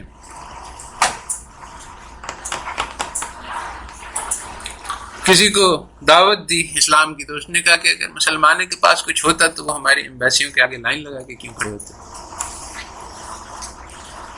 تو ہم نے ان کے طالب بن کر ان کو یہ سمجھایا کہ ہمارے پاس کوئی قیمتی چیز ہے نہیں، ورنہ ہوتی تو وہ ہمارے پاس آتے. جیسا کہ جب سعد بن وقاص گئے ایران کے دربار میں تو شان آنکھوں میں نچتی تھی جہاں داروں. وہ ان کی قالینوں کو اپنے تلوار سے کاٹتے ہوئے گئے، جا کے سیدھے تخت پہ بیٹھ گئے. بہت سارا انہوں نے ایکچولی انتظام کر رکھا تھا رستم نے کہ یہ لوگ مروع ہو جائیں گے. اپنے سپاہیوں کو بہترین یونیفارم پہنایا تھا، چمکدار شیلڈز پہنائی تھی، اپنی زبردست قیمتی قالین بیٹھائی تھی، اور زبردست تخت. مگر دنیا کی جو ہے وہ ان کے نگاہوں میں کوئی وقت نہیں تھی. ایسے انہوں نے اس کو دیکھا جیسے مٹی. ایسے کہتے ہیں کہ بڑا محل ہے، اس سے آدمی کے دل میں روب آ جاتا ہے. کہتے ہیں کہ کھڑی مٹی اور بڑی مٹی کوئی فرق نہیں، یہ بھی مٹی وہ بھی مٹی. جب آخرت، جب اللہ تعالیٰ کی عظمت اور بڑائی دل میں ہوگی تو ایسا ایٹیچیوڈ پیدا ہوتا ہے. تو جب وہ جا کے بیٹھ گئے تو لوگوں نے دیکھا کہ اچھا یہ ساری چیزیں جس کے پیچھے ہم مرتے ہیں اس آدمی پہ کوئی اثر نہیں، اس کو اس سے ضرور اس سے بہتر کوئی چیز پتہ ہوگی. تو وہ لوگ اس سے جا کے پوچھے. تو جب ہمارے دل ہی میں ان چیزوں کی عظمت اور بڑائی ہوگی جو کہ کافروں کے دل میں ہے چمکدار، تو پھر مجھے اس سے کیا، ہم دونوں رقیب ہیں. وہ بھی یہ چاہتا ہے کہ میرے پاس اچھا جاب ہو، وہ بھی چاہتا ہے کہ میرے پاس اچھا گھر ہو، وہ بھی چاہتا ہے کہ میرے پاس اچھی گھر، میں بھی، ہم دونوں ایک جیسے ہیں. تو مسلمان نے اپنی طلب کو اللہ تعالیٰ سے ہٹا کر جب دنیا پہ لگایا، اور اللہ تعالیٰ نے اس سے منع کیا ہے کہ کہا کہ دنیا جو ہے وہ تو متاع الغرور ہے، دھوکے کی کمائی ہے، اس کی طرف مت جانا، تو میرے طالب بنو. فمن شاء اتخذ الی ربہ سبیلا، جو بھی چاہے اپنے رب کا راستہ ڈھونڈ لے. اور کہا کہ ہدینا ونجدین، میں نے دونوں راستے دکھا دیے، چاہو تو دنیا کے طالب بن جاؤ، چاہو تو اللہ کے طالب بن جاؤ. آج قوم نے بڑی تعداد میں دنیا کا طالب بننا چن رکھا ہے. تو ایک تو علم کی ہمارے یہاں سمجھنے کی ضرورت ہے کہ اس کے دو ڈائمنشنز ہیں، رات اور دن کا، جس کا اللہ تعالیٰ نے تذکرہ کیا ہے کہ سورہ مزمل میں، کہ دن میں تم بہت مشغول رہتے ہو. رسول اللہ صلی اللہ علیہ وسلم، کس سے کہا جا رہا ہے؟ رسول اللہ صلی اللہ علیہ وسلم سے کہا جا رہا ہے. کس چیز میں مشغول رہتے ہیں؟ دین کی مدد میں مشغول رہتے ہیں. ایسی چیز نہیں ہے کہ وہ نوکری کر رہے ہیں یا. تو اس لیے راتوں میں اللہ تعالیٰ کی عبادت کرو. تو ہماری علم جو ہے وہ ہمیشہ دو فرنٹس پہ، ایک تو ہم دن میں محنت کریں گے اپنے سبق کی اپنے، اور رات میں اپنے رب پہ محنت کریں گے کہ اللہ تعالیٰ سارا علم کے مالک آپ ہیں، اور جو جس کو چاہے جتنا عطا فرما دیں. یہ ویسٹرن ایجوکیشن میں ڈیلیبریٹلی غرور سکھلایا جاتا ہے کہ میں عالم ہوں. جو سیکھتا ہے، یعنی میں وہاں ٹریننگ پا چکا ہوں کہ اسٹوڈنٹ کو سکھلایا جائے کہ تم کوشچن کرو. اب یعنی جو ٹیچر کہہ رہا ہے اس کو کہو کہ یہ غلط ہے، اور جو اسٹوڈنٹ جو یعنی تھوڑا کھڑا ہو جائے اور تھوڑا آرگیو کرے اس کو آفرین کہا جاتا ہے. اس کو کہا جاتا ہے کہ یہی ہے طریقہ لڑنے کا، کہ تم یعنی اپنے اندر پرائڈ پیدا کرو. تو ایکچولی یہ بھی ضروری ہے، یعنی مگر وہ ایک ایٹیچیوڈ کی بات ہے اصل میں، کہ ایک سیکر ہے، ایک ہیوملٹی ہے، اور ایک مغرور ہے. تو ہم عاجزی کے ساتھ علم کی طلب کرتے ہیں اور محنت کرتے ہیں، مگر اپنی محنت کو کافی نہیں سمجھتے ہیں کہ اس سے مجھے علم حاصل ہو جائے گا، بلکہ پوری محنت کرنے کے بعد کہتے ہیں کہ اللہ تعالیٰ میری محنت سے تو کچھ بھی نہیں ہوتا، آپ مجھے علم عطا فرمائے، رب زدنی علم. تو یہ دو فرنٹس ہیں جس پہ محنت کی جاتی ہے علم حاصل کرنے کے لیے.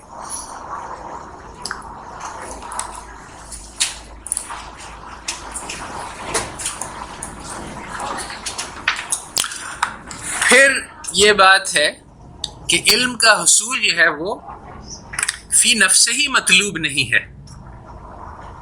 اور یہ بھی بہت بڑی غلط ہے کہ میں علم سیکھوں اور اس کے ذریعے سے میں پیسہ کماؤں یا دوسروں پر اپنی برتری ثابت کروں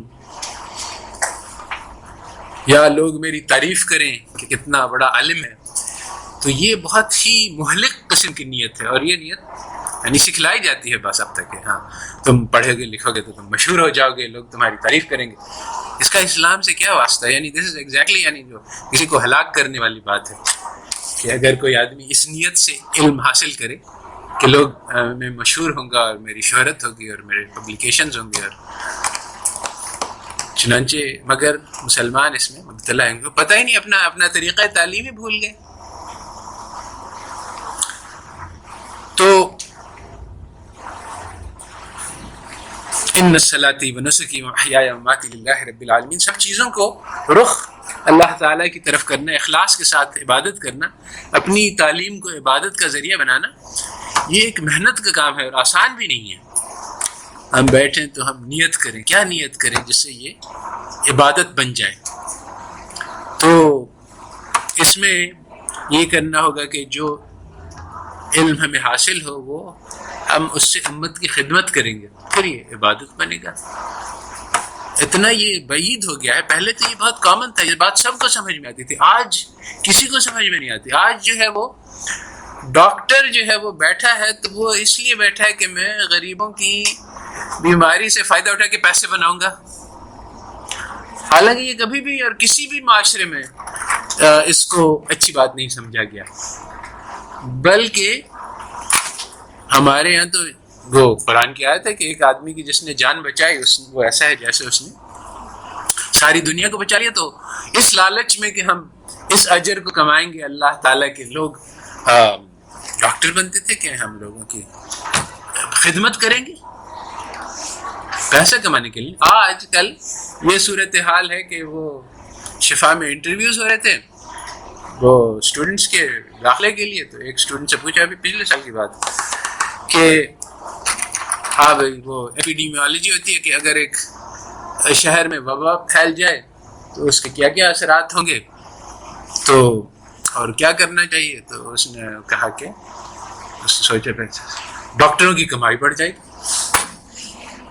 یعنی بہت سارے اثرات میں سب سے پہلی نگاہ اس کی کہاں پہ گئی کہ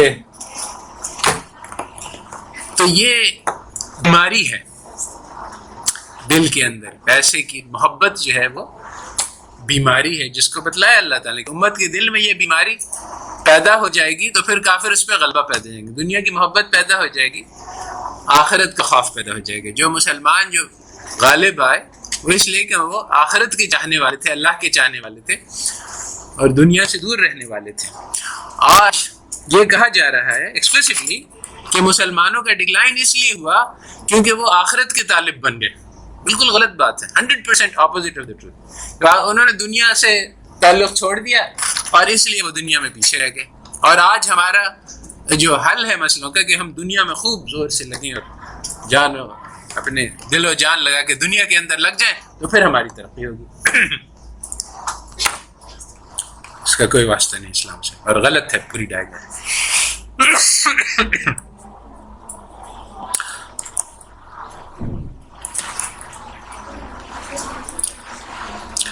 تو ہمیں عمل پیش کرنے ہیں، کل ہم سب اللہ تعالیٰ کے دربار میں پیش ہوں گے اور ہمارے اعمال کو تولا جائے گا۔ تو عمل کیا چیز ہے آج مسلمان کو پتہ ہی نہیں۔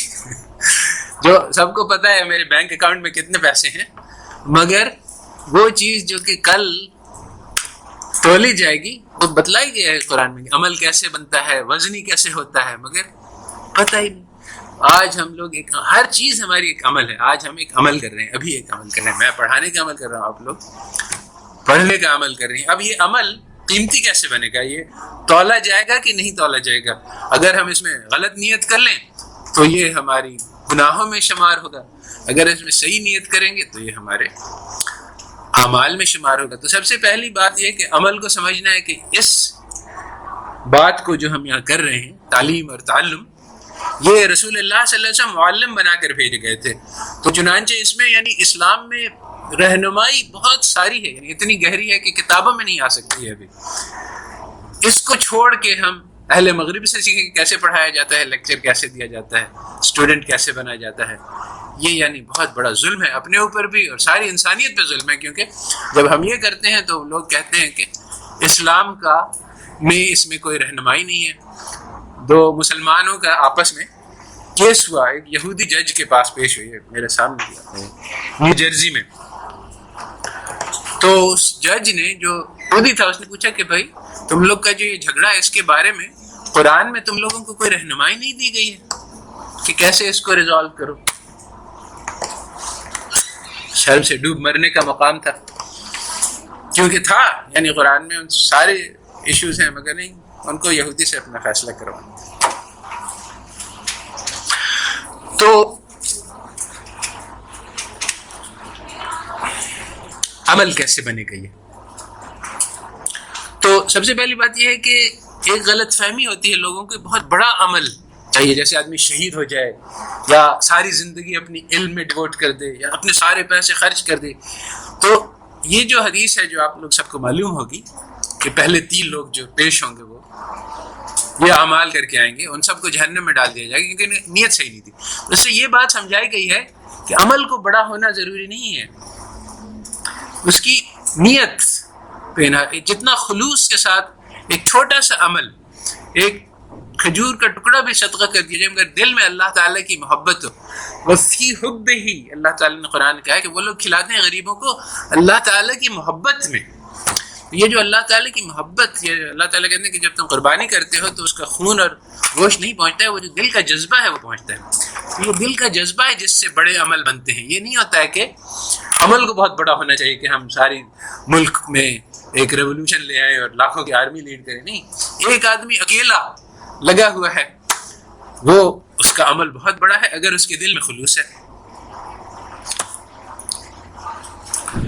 تو اعمال کو بنانے کے لیے نیت کو صحیح کرنا ضروری ہے. پھر اللہ تعالیٰ کا امر کہ اللہ تعالیٰ کے کسی حکم کو پورا کرنا ضروری ہے. اللہ کے حکم کے خلاف کریں گے تو آپ جیسے بھی نیت کر لیں. وہ ایک آدمی کہے کہ میں جو ہوں، سب لوگ 2 سجدہ کرتے ہیں نماز میں بہت زیادہ اللہ تعالیٰ سے بات کروں گا، 3 سجدہ کروں گا. چونکہ وہ امر اللہ نہیں ہے، اس لیے وہ خلوص اور جذبہ سب اپنی جگہ پہ، مگر وہ کام نہیں بنے گا، اس سے عمل نہیں بنے گا. سنت رسول اللہ صلی اللہ علیہ وسلم کی سنت لازمی ہے. پھر اس عمل کی قیمت کو پہچاننا. بہت سارے اعمال ہیں ان کی قیمت بتلائی گئی ہے کہ جیسے طالب علم کے لیے فرشتے پر بھی جاتے. کیوں بتلا رہے ہیں؟ اللہ تعالیٰ کے دل میں اس کا شوق ہو، پیدا ہو، اور اس کی یعنی یہ جذبہ پیدا ہو کہ اس کا تو اس طرح سے جن جن اعمال کی فضیلت بتلائی گئی ہے اس کو سمجھنا.